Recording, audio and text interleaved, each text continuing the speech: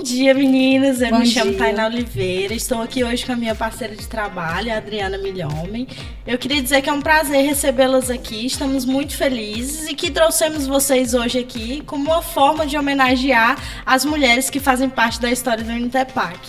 Quero cumprimentar a doutora Juliana, formada em odontologia, na nossa instituição. Sóia também, que é nossa acadêmica aí no internato, quase aí na... Quase acabando. Quase acabando, quase formando. É um prazer tê-la conosco no nosso Netcast, que é esse dia tão especial, que é o Dia da Mulher, esse dia tão grandioso que devemos sempre lembrarmos, né? Nessa data tão importante. Nós queremos conhecer um pouquinho mais de vocês. Sóia, pode começar. Olha, primeiro, muito obrigada pelo convite. É com satisfação que a gente se faz presente aqui hoje.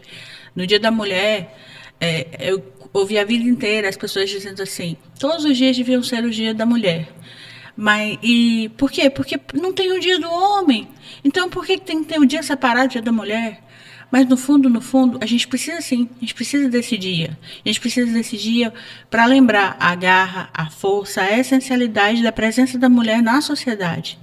E, historicamente, é impossível não negar também tudo aquilo que nos foi negado ao longo do tempo, todas as restrições que a gente sofreu, e o quão, apesar de parecer moderno nos tempos de hoje, o quão hoje ainda a gente enfrenta muitas batalhas para se fazer presente, para poder provar todos os dias quem somos, a força que temos, as qualidades que temos, e conquistar todo dia o nosso espaço na sociedade.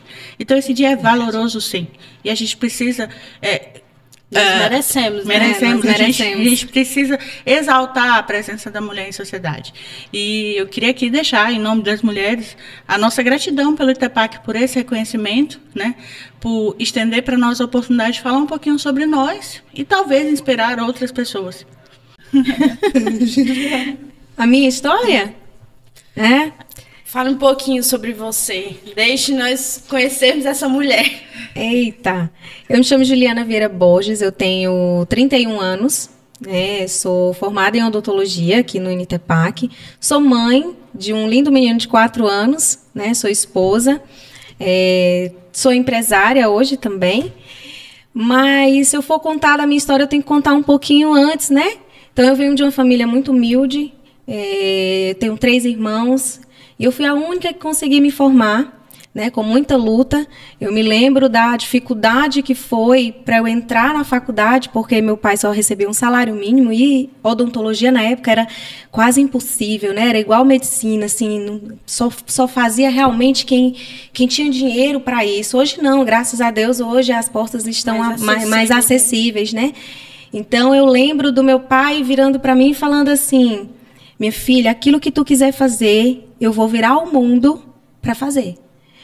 E aí eu lembro dos parentes falando assim: Valdeir, você é doido? Tu não consegue formar essa menina em odontologia, não. Vai naquilo que você pode, bota ela para fazer uma faculdade mais barata, ou então bota essa menina para trabalhar, só tá dando prejuízo. Eu lembro disso. E aí meu pai falou assim: você vai fazer, se você passar, eu vou dar a vida e você vai formar. E eu passei de primeira. E odontologia, ela não foi uma coisa assim, quero só fazer. Eu sempre quis, desde criança, fazer odontologia. Porque é aquela história, né? Só faz odontologia quem não passou em medicina. Não tem essa história? Mas não, eu sempre quis fazer odontologia. Porque eu tinha, acho que meus 5, 6 anos, eu quebrei o meu dente anterior, que é o dente da frente. Eu passei muito tempo com esse dente quebrado. E isso mexia muito com a minha autoestima. Foi um trauma, né? Foi um trauma, mexeu demais. E meu pai não tinha condição de pagar, né? Então, eu fiquei eu não me recordo, porque eu era muito pequena, mas eu não sei se foi anos ou se foram... Mas, para mim, foi uma eternidade aquele tempo com o dente quebrado. E aí, eu me lembro do meu pai meu pai, funcionário público, conseguiu, na época, o plano, né? O crédito. O plano lá do trabalho dele. Aí, eu fui e restaurei o dente. E até hoje... tá aqui, nunca soltou, ainda é de quando eu tinha 6 anos. Qualidade.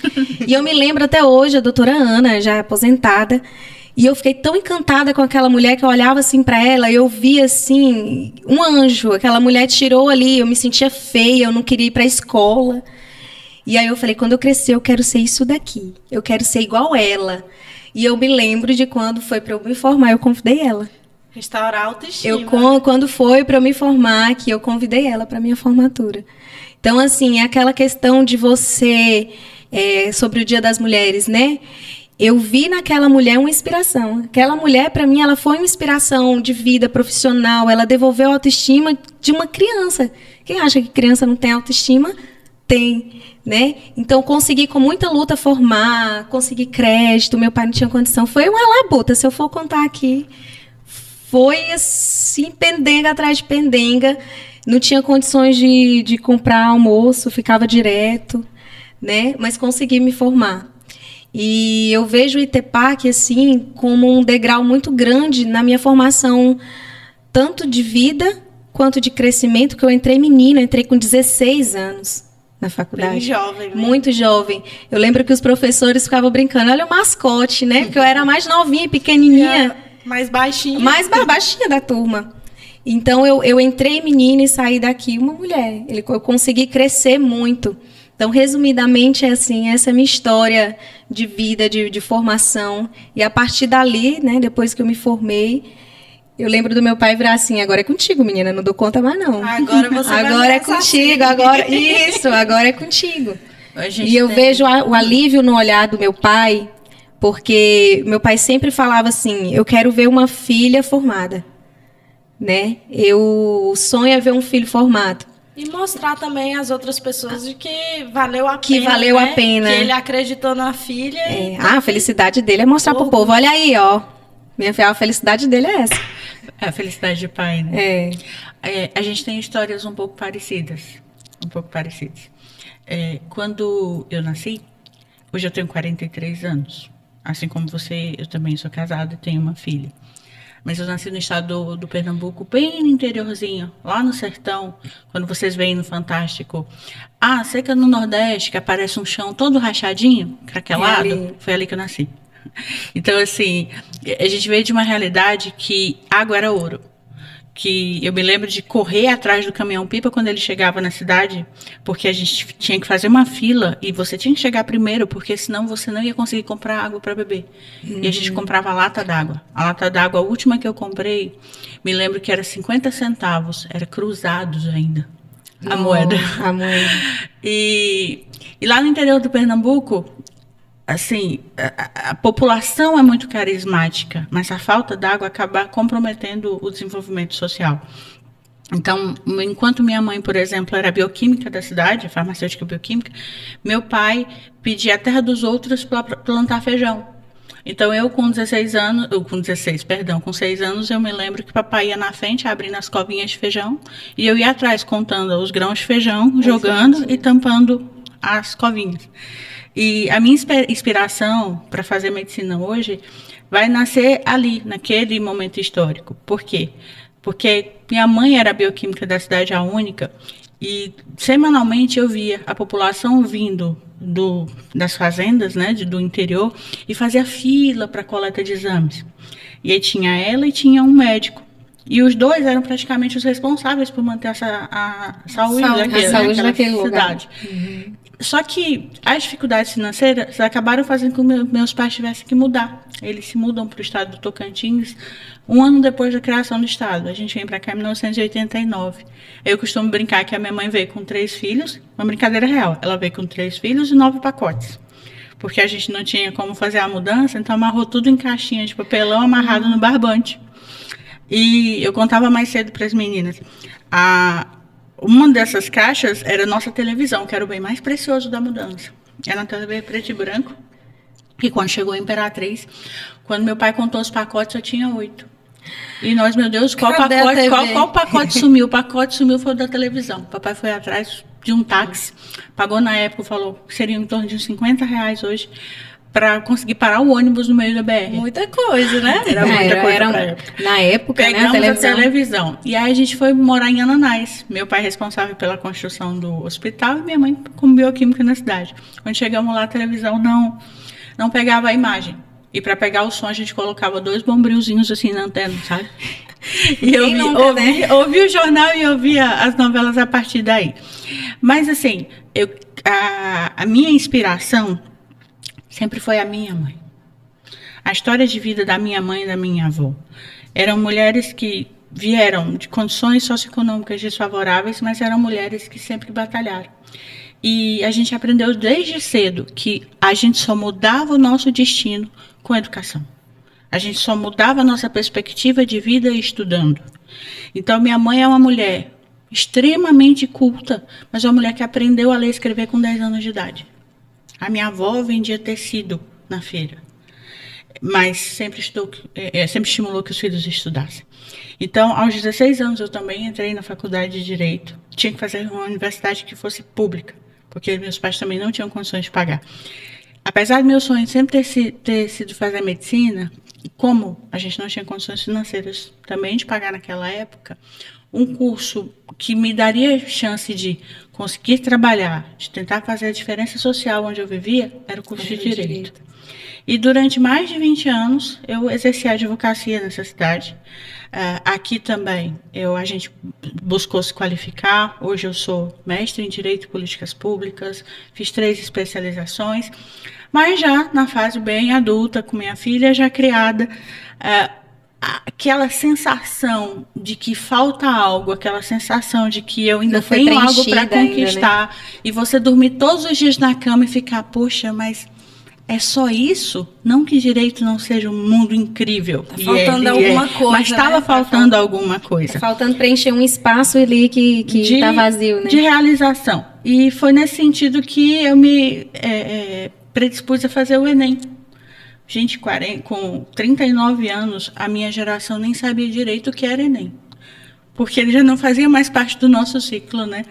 Aí a minha assessora disse na época, doutora, faça o Enem para a senhora fazer medicina. Eu disse, minha filha, o que é o Enem? O que é o Enem? Me explica. Então, quando ela me explicou e ela fez a minha inscrição no Enem, naquele ano a gente fez, e foi com a nota do Enem que eu ingressei aqui no INTEPAC, no curso de medicina, e hoje a gente está lá no 9º período. Felizmente a gente começou agora o internato. Cumulativamente, eu sou servidora municipal e sou professora de Direito da Faculdade Católica também há aproximadamente uns 12 anos. Que coisa boa, né, gente? A Sóia também tem uma curiosidade. Além dela ter tido essa inspiração na mãe, na avó, hoje ela inspira a filha. A filha entrou, nossa caloura, né? Ela está no primeiro período do curso de medicina também. Olha que maravilha, mãe e filha. Olha, da minha família, como eu contei, nós viemos do interior do Pernambuco. Os meus 2 irmãos fizeram medicina. Só que para a mulher, a vida, ela é difícil. Ela é mais difícil. Tem mais desafios, inegavelmente, né? ela é. Tem algumas coisas no caminho, né? Tem maternidade, tem marido. A gente, olha, na minha casa eu era a mais velha. No contexto de irmã mais velha, você tinha que estudar, mas você tinha que ajudar nos afazeres domésticos e você tinha que ajudar a cuidar dos seus irmãos. Então, eu era responsável pela alfabetização dos meus irmãos. Se minha mãe aprendeu a ler com 10 anos, eu aprendi a ler com 3 anos e meio, sobre a influência das minhas tias, que eram professoras na cidade. Então, eu era aquela que sentava em cima do botijão de gás, minha tia estava lavando a louça e ela, minha filha, um B com A faz o quê? Eu, bah, um B com E, bé. Então, eu fui alfabetizada sentada no botijão de gás da cozinha. Ou do lado da pia de lavar louça ou de lavar roupa. Já os meus irmãos, sob a minha influência, meu irmão começou a ler com 2 anos e meio. Não sei até onde isso foi positivo, mas é a realidade. Porque você ensina aquilo que você aprende. Então, desde cedo eu fui ensinada que o único destino de uma pessoa pobre era estudar se quisesse mudar de vida. Então, eles se tornaram médicos antes de mim. Eu tenho um irmão que é ortopedista e tenho um irmão que é radiologista. E eu sou a irmã mais velha. Então, o combinado em família era o seguinte, a gente sempre se apoia. E forma o primeiro, depois forma o outro e forma o outro. E a gente é fruto daquilo que as outras pessoas investem na gente. Isso. Assim como seu pai deu a vida por você, os meus pais também. Hoje os meus irmãos me dão suporte. Nós somos frutos de horas pagas.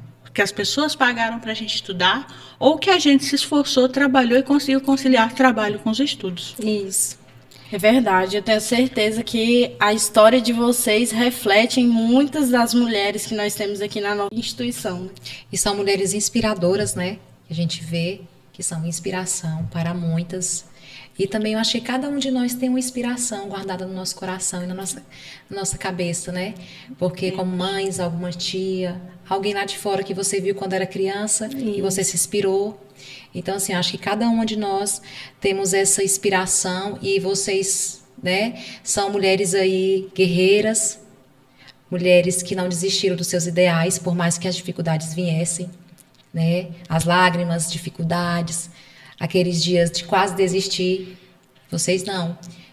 Agarraram a oportunidade, foram com tudo, com foco e determinação. Estão aí, aonde estão hoje, né?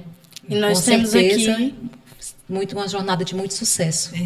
E nós temos aqui 2 belos exemplos, né? Que não importa a idade e também que você pode começar bem cedo e também pode começar mais tarde. No caso do sonho, porque a Sóia também começou bem cedo, mas só buscou o sonho dela bem mais tarde, né? Acho que eu entendi da Sóia, assim, ela foi naquilo que dava no momento, né? Porque naquela época, eu lembro do pessoal falando assim, você só tinha 3 opções, engenharia, direito ou medicina. Exatamente. Era só as 3 opções, né? Então, ela foi no que deu, mas nunca desistiu do sonho dela. E isso que é interessante. Aquela história que a Adriana estava falando. Mulheres inspiram mulheres. Você sempre tem uma inspiração aonde você quer chegar. Às vezes foi a mãe, às vezes foi a profissional. Então, sempre você tem essa inspiração, né? Nós inspiramos mulheres e inspiramos homens também. Também, mas eles não admitem. Eles não admitem. Não, mas olha, todo homem tem uma mãe.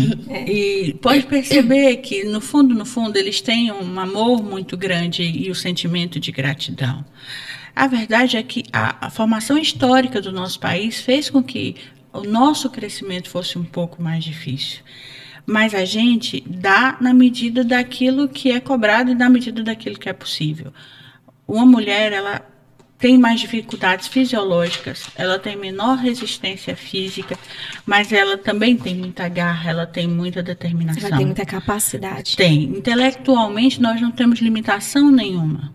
A diferença entre você e outra pessoa é o quão você está disposto a perseguir seus sonhos. Tem gente que é feliz com o que tem, tem gente que se sente incomodada, como você e como eu, que dorme mais, e né? pensa no que eu vou fazer de diferente amanhã para dar significado a mais para a minha vida. Mas não fazer também não diminui a condição de quem resolve estar feliz com o que tem. Tem uma breve história aí no que a Sóia falou, que eu comentei assim, quando eu terminei, meu pai falou, minha filha, vai que agora é com você. Porque meu pai é um salário mínimo que ele recebe para uma família que éramos 6, né? 3 irmãos, tinha minha avó, né? Meu pai, minha mãe. E era ele sozinho, né? E minha mãe fazia crochê, minha mãe é nordestina. Essa história que ela falou da água, do sertão, eu sei da minha mãe contando história, porque eu já nasci em Araguaína, né? Uhum. Mas ela foi falando, eu fui lembrando das histórias que minha mãe contava da infância dela. Mas indo ao ponto. Quando meu pai falou isso pra mim, tem aquela história que você vê outras pessoas que formaram junto com você avançando muito rápido e você ficando para trás. Porque não tinha condição de sair, fazer uma pós, fazer uma especialização. Então, Investir um pouco mais, não né? tinha mais. Era assim, agora, você sai da faculdade, você fica assim, o que eu vou fazer? Né? E aí eu fui correr atrás daquilo que eu queria. E aí foi o que ela disse, a mulher ela tem essas questões fisiológicas, tem a questão, tem várias outras questões, né, envolvidas. E aí eu lembro que eu fui trabalhar, eu falei assim, a primeira coisa que eu vou fazer quando eu receber meu primeiro salário é ajudar meus pais. Eu vou deixar minha pós para depois, vou deixar tudo para depois. E aí eu comecei a fazer o quê? Eu peguei meu primeiro salário, sabe o que eu ganhei? R$3.000. Nunca tinha pegado nesse dinheiro na minha vida. Quando eu peguei, eu falei, tô rica. Ô, alegria, hein? Mas depois eu vi que não era assim. Brincadeira à parte, eu comprei tudo que minha mãe queria. Aí eu comprei fogão, comprei sofá, comprei tudo para os meus pais. E nisso eu fui ajudando eles. E nisso eu fui deixando um pouco a pós para trás, né? E eu falei assim, eu vou conseguir primeiro, vou batalhar primeiro, vou fazer tudo primeiro. E aí veio aquela questão de agora eu vou para o meu profissional, vou começar a investir em mim. Nesse meio tempo veio algum problema de saúde, eu tive um problema muito sério de saúde, que eu recebi um diagnóstico que eu não poderia ser mãe. Então, eu vou entrar não muito no assunto profissional, mas no assunto de mulher. O que as mulheres enfrentam, né? Então, assim, eu não poderia ser mãe. Então, eu tive um diagnóstico que eu tinha 25 anos. Você falar que você não pode ser mãe, uma menina de 25 anos. E eu tive que passar... Que queria ser mãe, muito. Meu maior sonho da vida é ser mãe. Porque eu tenho a minha mãe como inspiração. Minha mãe, eu me arrepio todinha. Porque minha mãe é tudo pra mim. Eu queria viver isso, né? Esse amor, né? Esse amor. Então, a gente para um pouco... Ali eu parei um pouco o meu profissional, né? E fui ali ver a minha saúde. E nisso, eu tive que fazer uma cirurgia às pressas, porque eu já estava há 4 meses com hemorragia direto. Ninguém descobriu o que eu tinha. Ninguém descobriu o que eu tinha. Resumo da história, né? Fiz a cirurgia às pressas, não resolveu o problema. Foi a cirurgia no útero, comecei a tomar um remédio e estava só passando mal. Nisso eu era solteira na época. E aí a médica falou, olha, você não vai mais poder ser mãe, você teve problema assim, no útero. E isso me destruiu a um ponto que eu praticamente abandonei o profissional. E a mulher, ela vai porque mexe muito com o nosso fisiológico, né? E aí eu lembro que por eu ter adoecido, eu tinha que entra a questão da mulher, né? Eu tinha que ficar um tempo afastada, uns 15 dias. O local onde eu trabalhava me mandou embora, porque eu não podia ficar os 15 dias fora. Como que eu pagava a cirurgia que eu peguei cartão de crédito emprestado na época. E aí era só em uma vez, né? Eu me lembro disso, eu vou chorar. E aí... Passou. Passou. E aí nisso foi um turbilhão. Tipo, olha o que a mulher sofre por ser mulher. Isso. Porque se eu não tivesse útero, esses problemas e tal, se eu não tivesse que me ausentar esses 15 dias, eu lembro da pessoa virar para mim e falar assim, ninguém é insubstituível. Muita crueldade. É muita crueldade, me mandou embora. E a mulher passa por isso constantemente. E a mulher passa isso constantemente. Só que aí, o que aconteceu? Me abalei por um tempo, mas eu falei, não vou deixar, né? Aí depois descobri o problema, resumo da história, melhorei, né? Troquei de médico, consegui descobrir realmente o que eu tinha, depois de meses, fui ficando melhor. E aí conheci o meu esposo. Pouquinho tempo depois disso, eu conheci o meu esposo. E nisso eu achava que eu não ia mais ser mãe. E meu esposo não queria ser pai. Falei, vai dar certo. Né? Vai dar certo. Né? Perfeito. Juntou, né? Porque aí se eu casasse com alguém que... E vai te cobrar, né? E não vai me cobrar. E nisso eu fui deixando um pouco profissional para trás. Falei assim, eu quero a minha família. Resumo da história. Consegui ter filho. Meu esposo quis ter filho. Depois de um tempo agora danou-se, né? Eu falei, gente, é agora. Não? Consegui ter. E nesse tempo eu consegui construir uma vida profissional muito sólida. Eu consegui crescer na minha formação em um tempo muito curto. Eu consegui ser reconhecida profissionalmente, eu abri minha clínica e aí veio outro baque ano passado. Eu desenvolvi uma doença autoimune, né? Que não tem, e nisso foi atrapalhando, e sem deixar o meu profissional para trás. E foi quando eu descobri a doença, que eu tive que ficar sem trabalhar, foi onde eu cresci mais profissionalmente, onde a minha clínica cresceu mais, porque eu botei uma garra dentro de mim que eu pensei que eu não tinha, porque eu tinha que cuidar da recém-doença diagnosticada, que aí, resumo, né, foram quase 1 ano para descobrir o que era. Era cuidar de mim, cuidar do meu filho, cuidar do meu esposo, cuidar da casa e cuidar da clínica. Então, a mulher, ela tem muito peso, né? E falar que uma mulher é fraca, ela não é. Realmente não a tem mulher, nem ela como não é dizer. fraca, né? A mulher tem a capacidade de tirar força das suas próprias forças. Das próprias forças. Exatamente. E eu não sabia que eu tinha essa força até passar pelo que eu passei. Mas nós temos. Uma das coisas que eu mais escuto é como você consegue. Como você Isso. consegue. Hoje mesmo eu te falei isso, né? Mas sabe, meu Deus, cansei só de ouvir o relato. A resposta é muito simples. A gente vive um dia depois do outro. Você só não pode desistir. Eu costumo brincar com meu marido, porque no final do dia, quando o cansaço bate, é ali que você recarrega as suas forças e é ali que você reflete sobre se está valendo a pena ou não. Então eu brinco com ele, eu digo, olha, todo santo dia, da porta do meu quarto para dentro, com o corpo doendo, com a cabeça doendo, exausta, cansada e sem poder dormir porque ainda tenho que estudar, eu desisto. Todo dia eu desisto, da porta do quarto para dentro. Da porta do quarto para fora eu não desisto nunca. Verdade. É verdade. E só, eu vou te fazer uma pergunta para a gente resumir nosso Nedcast. Assim, o que você, como profissional, vê e como mulher, vê o que o Unitepac mudou na sua vida? O Unitepac, para mim, ele foi uma surpresa muito grande. A visão que eu tinha social do Unitepac era uma visão eminentemente empresarial. Eu entendi o Unitepac como uma estrutura física grande, né? Como uma instituição paga e sem muita sensibilidade. Mas não é isso. Não é isso. O Unitepac, ele não é só um conjunto de paredes. O Unitepac, na verdade, é um conjunto de pessoas. Essa instituição e os profissionais que eles formam são frutos da dedicação de pessoas. Quando eu cheguei aqui, no universo em que eu trabalhava e queria atingir meu sonho de ser médica, eu fui muito bem recebida. Eu tinha que conciliar trabalho com estudos. Eu me lembro bem da primeira vez que eu conheci o professor Remy, que era o coordenador do curso de medicina, que eu fui lá dizer, olha, professor, eu vim lhe dizer que eu tenho um sonho de fazer medicina, eu passei no vestibular, mas eu preciso trabalhar. E eu tenho que conciliar o trabalho com os estudos e a carga horária não vai bater. É possível matricular só em algumas disciplinas? Ele disse, só isso não é usual. Mas você quer mesmo ser médica? Eu digo, eu quero, eu sempre quis ser médica. Ele disse, pois então eu vou autorizar que você faça a sua graduação parcelada.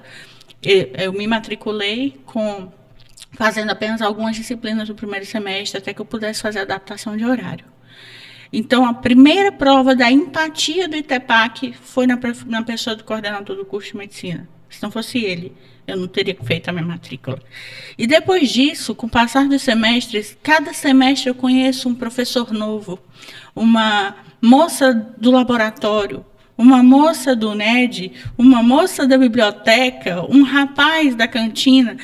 São pessoas que te acolhem, são pessoas que reconhecem as suas dificuldades e estão ali para te apoiar, sempre com um sorriso no rosto, dizendo, olha, está difícil, mas vai dar certo. Nós estamos aqui para te apoiar. Exatamente. Então, o corpo estrutural do Unitepac, ele é um corpo que ele tem empatia.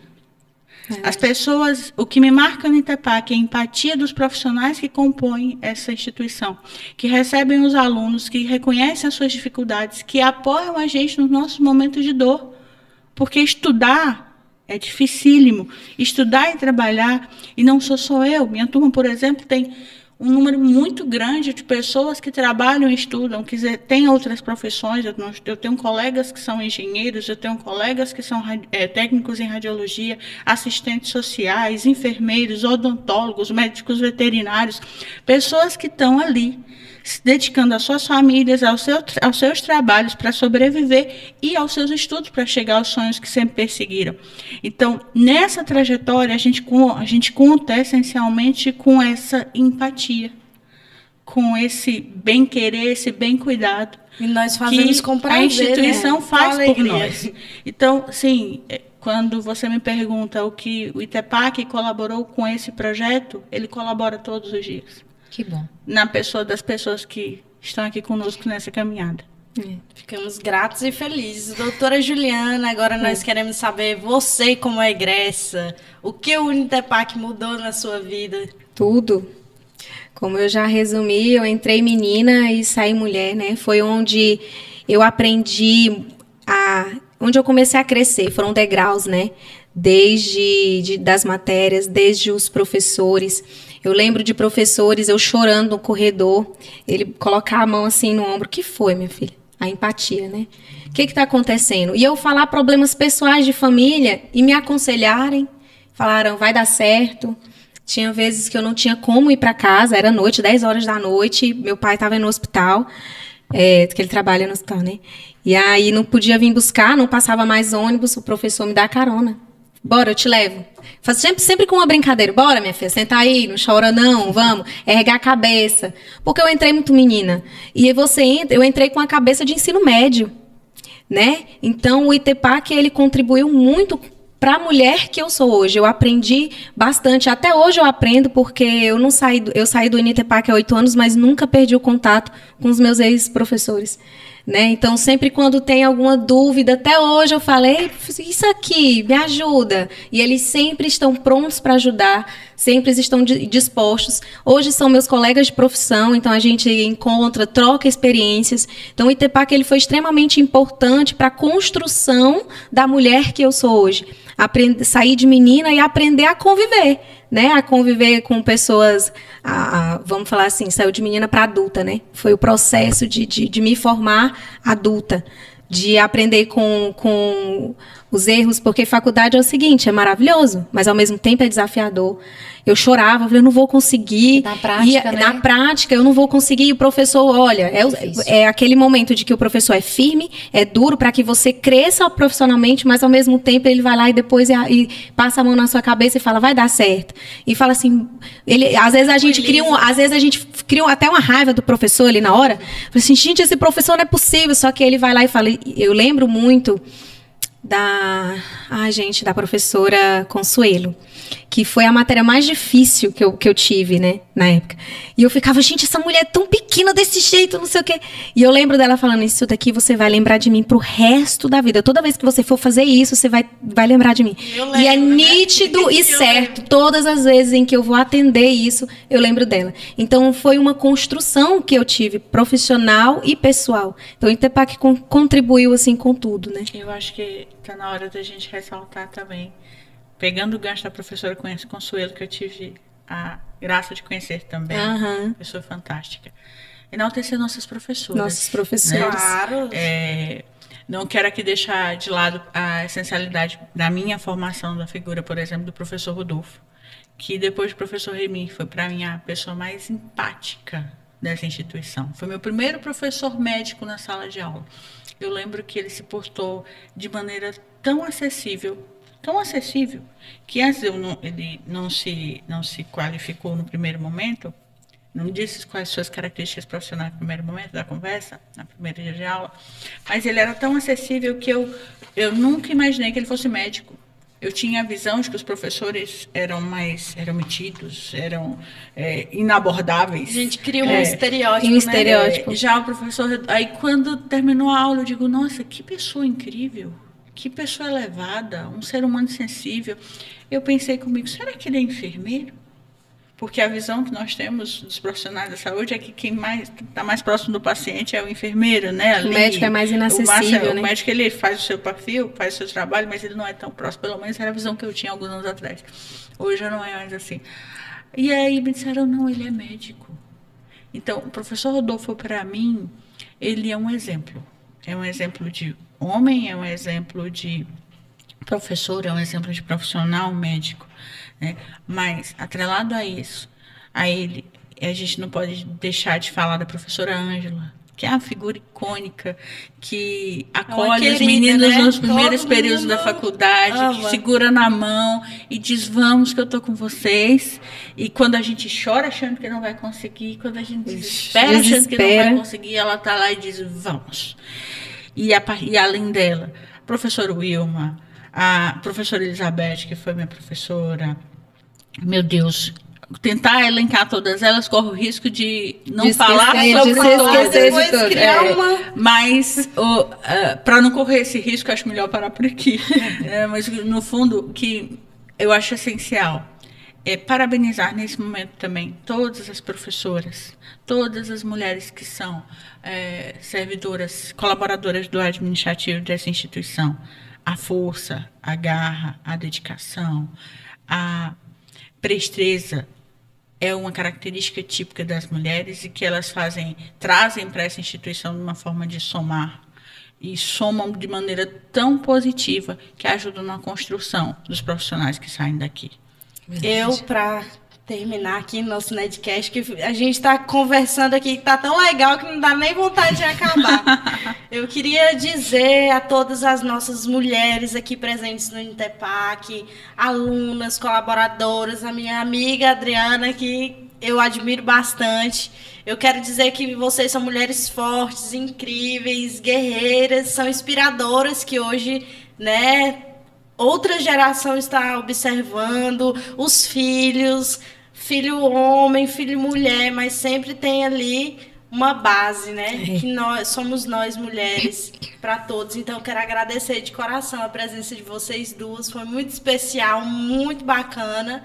E em nome da nossa instituição Unitepac, eu quero desejar um feliz Dia das Mulheres desde já. Obrigada. Para você também. Muito Obrigada obrigada. pela Pra vocês. participação. Foi um prazer recebê-las. Estamos sempre de portas abertas para acolher vocês. E é muito importante, fundamental a nossa jornada aqui de trabalho também, tê-las conosco, né? Esse acompanhamento, porque a gente recebe nossas alunas, nossos alunos em si, mas nossas alunas, como da mulher que estamos falando, com amor e carinho. Então, o afeto que a gente tem dos nossos entes queridos em casa, a gente transborda aqui na instituição, para acolher bem as alunas, para que elas se sintam seguras no nosso atendimento e se sintam acolhidas com amor, com aquele amor de verdade. Meus parabéns. Vocês Parabéns fazem para isso com vocês. excelência. Feliz Dia das Muito Mulheres obrigada. também, né? Para Feliz Dia das vocês. Mulheres. Obrigada. Obrigada. E assim finalizamos nosso Netcast. Gente, obrigada e bom dia.